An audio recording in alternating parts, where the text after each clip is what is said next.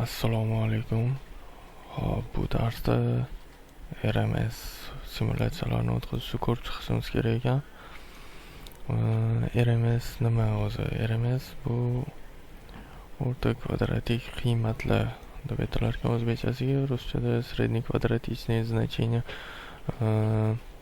Shu напряжениеga bog'liq. Напряжениemiz misol uchun 220 volt yo 220 kilovolt, 110 kilovolt deyiladigan, ammo o'zimiz odatiy aytadigan qiymatlarimiz hammasi o'sha RMS qiymatida bo'ladi. RMS qiymati shu 220, 110 yoki 500 kilovolt bular anaqa RMS qiymatlar. Buni pik qiymati bor. Напряжение o'zi odatda o'zgaruvchi напряжение.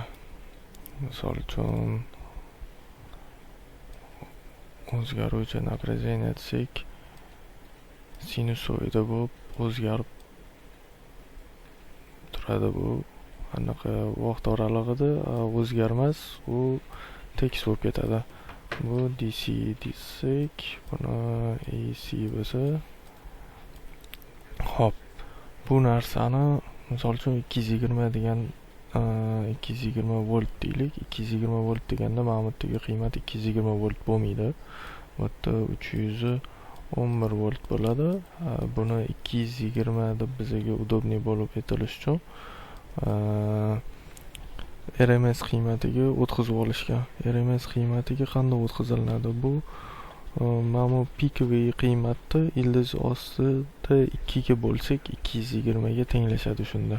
Misol uchun shu 311 bo'lingan 2 ildiz ostida. Shu 311 dan keyin ozgina mayda juda sonlari bor ekan, shunga 220 ровный chiqmadi, atak shu 220 volt desa bo'ladi. Hop, bu narsani ishlash uchun, hisob kitoblarni удобный qilish uchun va bo'lmasa shu grafiklarda ham удобство bo'lishi uchun yaratib qo'yishgan.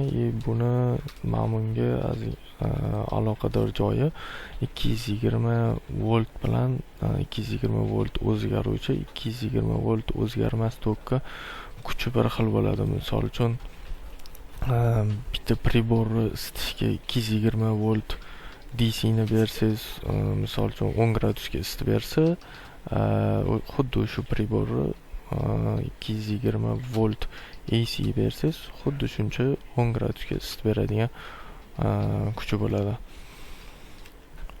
Hop, Dixielandda Simulation RMS and EMT degan bo'limi bor. Mana bu analizlar o'tkazadigan joyida biz mana shu Simulation RMS tanlaymiz. Bu yerda nima simulyatsiyalar qilsak bo'ladi? Misol uchun RMS deganda uzoq muddatli, uzoq vaqt davom etadigan o'tkinchi jarayonlar ko'rilishi mumkin.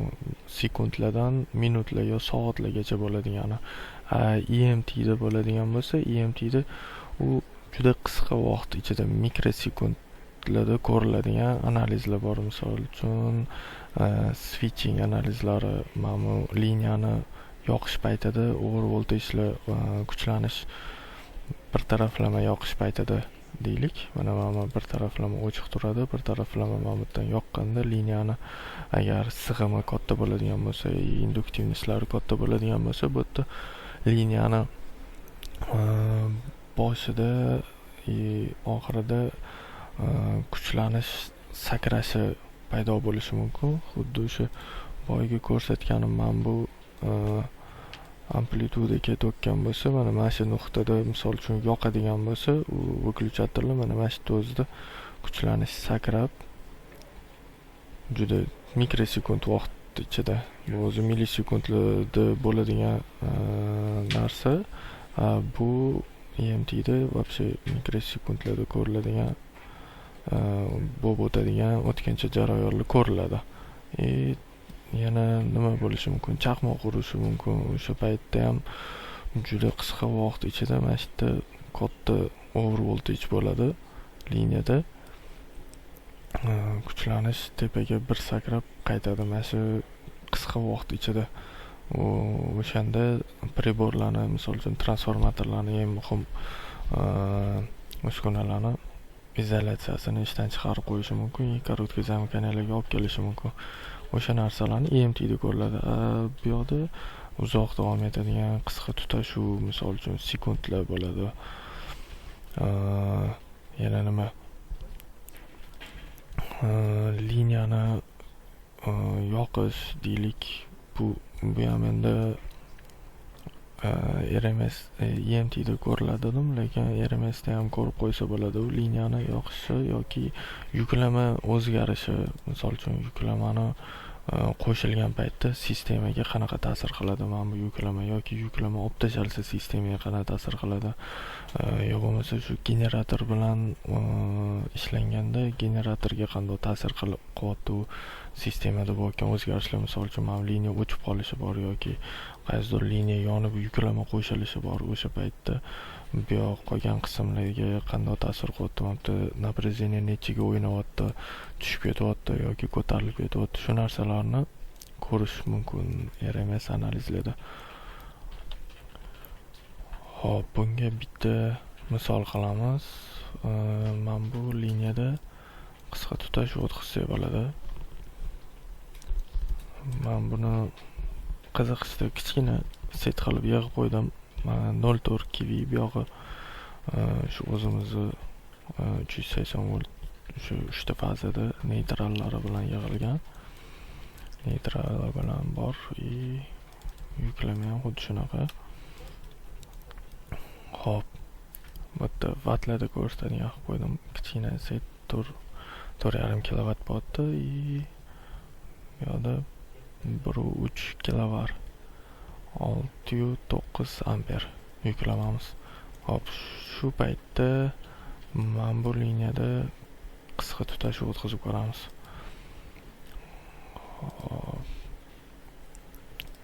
Hop, bu narsani bu Dixieland'da boshqa eskiroq versiyalarda Define degan knopkasi bo'ladi. O'sha Define'ni ichidan mana anaqani topib olish mumkin edi, short circuit event. Menda bu sal boshqacharoq turibdi hozir. Hop, qisqa tutashuv eventi bu 3 fazali qisqa tutashuv bo'lar ekan, biz 1 fazali qisqa tutashuv yerga qilamiz A fazada.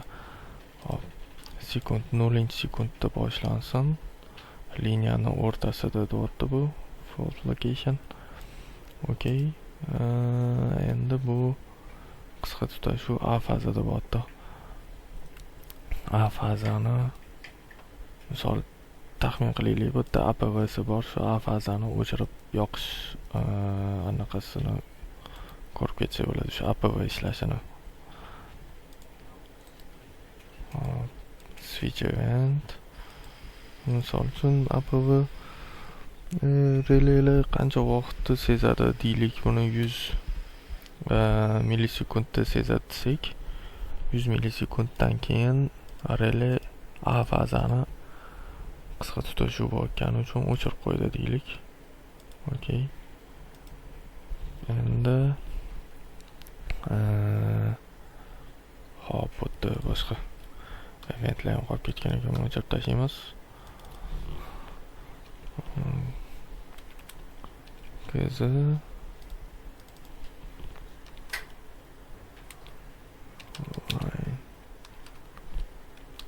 open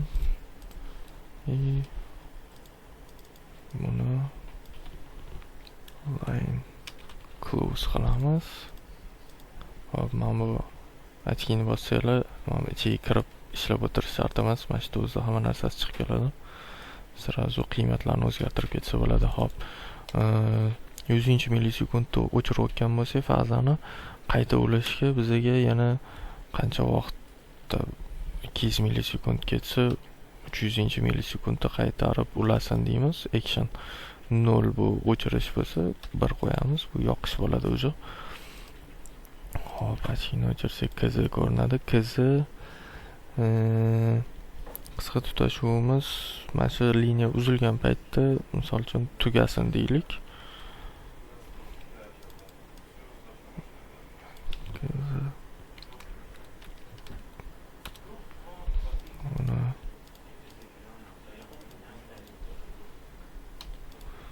Kazanuvchi deymiz. Hop. Liniyamiz 100 millisekundda uzilgan bo'lsa, 150 millisekundda qisqa tutashuv to'xtasin deymiz. Full type clear short circuit. Bo'ldi shu bilan. Hop. Qisqa tutashuv bo'lyapti, liniyani A fazasi uzilyapti. Qisqa tutashuv o'chyapti. Bu yerda liniyani A fazasi qaytadan yoqilyapti. Hop, okey. Endi biza mana bu shinada напряжение o'zgarishini ko'rishimiz mumkin. Mana bu liniyani tanlab olsak, quvvat o'zgarishini, ya'ni tok o'zgarishlarini ko'rishimiz mumkin. Hop. Buni shu boya aytgandek define qilib turib, simulation RMS tanlab olasizlar. Bu yoqqa o'tadi. Hop. Load terminal bor ekan, menda S1, keyin faza ABC. Hop. Mana o'rtasidagi terak bilan ekan. Buni o'chirib tashlab turamiz. Load terminal. Load terminalda voltage magnitudasi per unitda turibdi. Line voltage bizaga tanish bo'lgan o'sha 220 volt. Line ground voltage bu o'zi bir fazali напряжение. Misol uchun 220 ni ildiz ostida 3 ga bo'lsanglar, o'sha bir fazali chiqib keladi. Buni bilasizlar. Hop. Shinadan ko'radiganimiz bizga shu напряжение kerak. Per unitda ham ko'rsak bo'ladi. Bu yoqda volt anaqasida ham единицалari bilan ko'ramiz. Okey. Buni mashta o'zida boyaga ochgina yoqib qo'yganman.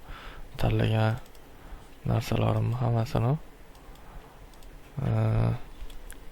kopiya qilib turib, mana ikkinchi shinaga shunda qo'yib qo'yishim mumkin. Mana uchalasi tushgan. Mana bilan ishladik hozir. Hop. Liniyada o'zi tanlab qo'yilgan ekan. Mana bu narsani simulation RMS ga o'tkazsak, RMS payti nimalarni qiymatini chiqarib berishini ko'rsatib qo'yibdi. Bu yerda bizga nima kerak? Voltage, напряжение beryapti. Ikkita bas, bir bas, ikki liniyani boshi yo oxiri buni liniyani ulangan joyidan parametrlardan ko'rib olsak bo'ladi. Qaysi biri bas 1, qaysi biri bas 2. Hop. Positive sequence currentlari berilgan, quvvatlari. Hozircha shuni o'zini ko'rib qo'yamiz.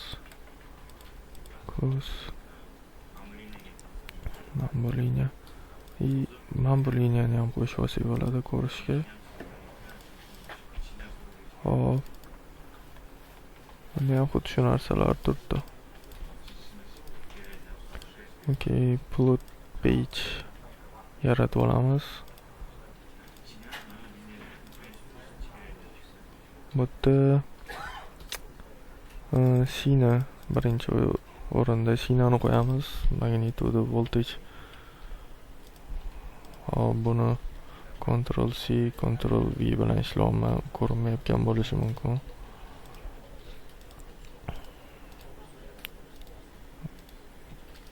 Kopiya olib shunda qo'yib tashladim. Endi buni ichidan mana kerakli narsalarni tanlab qo'ysak bo'ldi. Buni yashil qilib qo'yaylik, sal har xil bo'lib turadi. Buni qizil qilib qo'yamiz.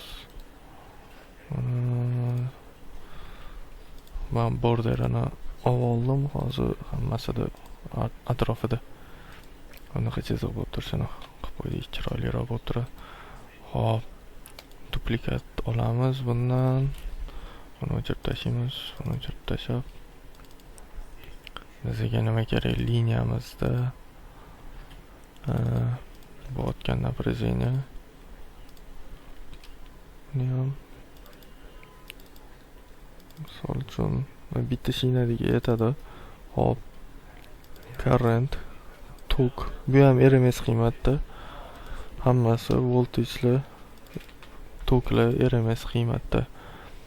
Hop, oqayotgan quvvati, aktiv quvvat, srazu reaktiv quvvatni ham shu yerda o'zida ko'rsatib qo'ya qolamiz. Okey. Hop, endi simulyatsiya beramiz. Step size 0.01 sekund qadami bilan hisob-kitob boradi. 100 millisekund oldin boshlaydi. Qisqa tutashuvimiz 0 millisekundga qo'yib qo'yganmiz. Hop, buni bosdik. Bu RMS analizlarda mana bu RMS da turadi. EMT analizlari uchun bunisi tanlanadi. Shunda unbalanced 3 fazaliga o'tadi. Faqat buni berganimizda men bu narsa bilan ishlash kerak. Ya bo'lmasa 3 fazali yig'sa gridda, misol uchun mana bunaqa ko'rinishda hozirgi liniya mana uchala fazasi neytrali bilan turibdi. Bunaqa yig'adigan bo'lsa, unbalancedda load flow berasizlar. Mana bunisida ishlamaydi bu. Hop, bizga bu balanced kerak, RMS kerak. Necha sekund? 5 sekund. 5 sekund ko'rib qo'yamiz. O'sha tugadi.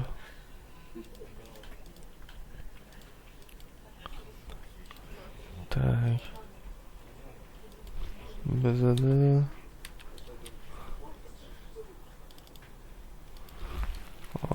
minus teki ko'rinadigan qilsak nima bo'ldi? Liniyada boyagi joyda qisqa tutashuv bo'ldi. Naprejeniamiz hammasi 0 ga tushibdi. Ikkita shinadagi ko'rsatkichlar 0 ko'rsatyapti. Bu yerda terminal voltage, load terminal voltage, load terminalimizdagi per unitda ekan bu naprejeniyasi 0 ga tushyapti. 1 per unit o'sha относительно единица bo'ldi 220 ga mana 220 volt, 224 ekan, ozgina balandroq. Bu yerda 1 per unitdan ozgina baland, 224 lik hisob. 1 ровный bo'lsa 220 bilan. Hop. Bu yerda liniyada bo'lgan ishlar. Boyagi mana minus 0 birda boshlandi bizada. 0 sekundga kelib boyagi liniyada qisqa tutashuv bo'ldi. Quvvat 0 bo'lmabdi-yu, ozgina quvvat oqimi bor. Hop. Buni bas 2 ga o'tkazsak chiroyliroq ko'rinadi.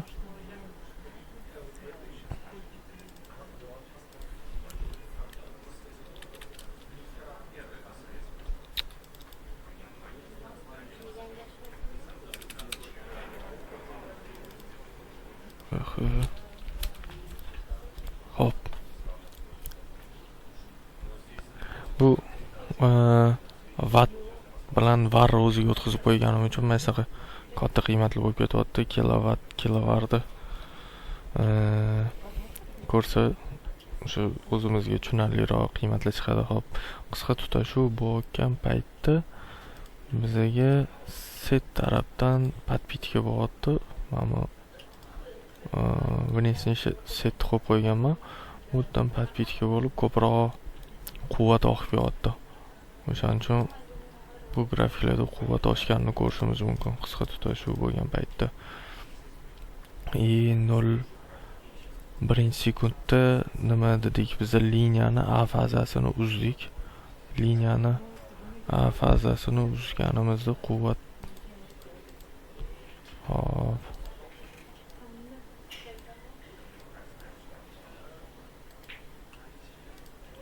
0 ga tushgan. Bu yerda 0.3-sekundda qaytadan ulanganda hammasi joy-joyiga qaytgan. Quvvatlar. Hop. Naprezeniyasi ham xuddi shunaqa. Mana bu yerda o'zgarish bo'lyapti. Naprezeniya o'sha liniyadagi naprezeniya 1 per unitdan 0 ga yaqinlashib, 1 ga qaytib chiqyapti. Qisqa tutashuv uzilgandan keyin. Hop, bu o'sha tok qisqa tutashuv bo'lgan paytda undan olingan bitta liniya turadi. Mana bu liniyada ko'rding, mana shu kuzatilgan tok 245 amperga chiqibdi. Hop. Bu endi bittasi video rosa cho'zilib ketadi. Bu yerda har xil o'zingizlar sekin-sekin shu eventlarni berib ko'raverasizlar. Mana shu yerdan switch event, yoqish, o'chirish eventlari, mana bu yoqqa pulot page'larga har xil qiymatlarini chiqarib, misol uchun 5-6 marta praktika qilsanglar, mana bu yerdan nimalarni ko'rsa bo'ladi, o'zi hammasini o'qib, tanlab ko'rib, bir marta ko'rib qo'ysanglar, чтобы qanaqadir masala kelib chiqqanda oldinglarga mana shu yerda qilish mumkinmi, yo'qmi, srazu xayolingizga keladi. Mana shu yerda ko'rilgan yoki bu yerda ko'rib bo'lmaydi, boshqa yo'lini topish kerak deb qaror qabul qilishingiz oson bo'ladi. Sizlarga qulay narsa mana bu yerda turgan bo'lishi mumkin, ko'rib chiqmasanglar, bilmasdan yuraverasizlar. Hop. Hozircha shu, yana EMT bo'yicha alohida video qilamiz. Bu o'zi sal boshqacharoq analizlar bo'y aytgandek, lighting yoki switching analizlarini ko'radigan model. Hammaga rahmat.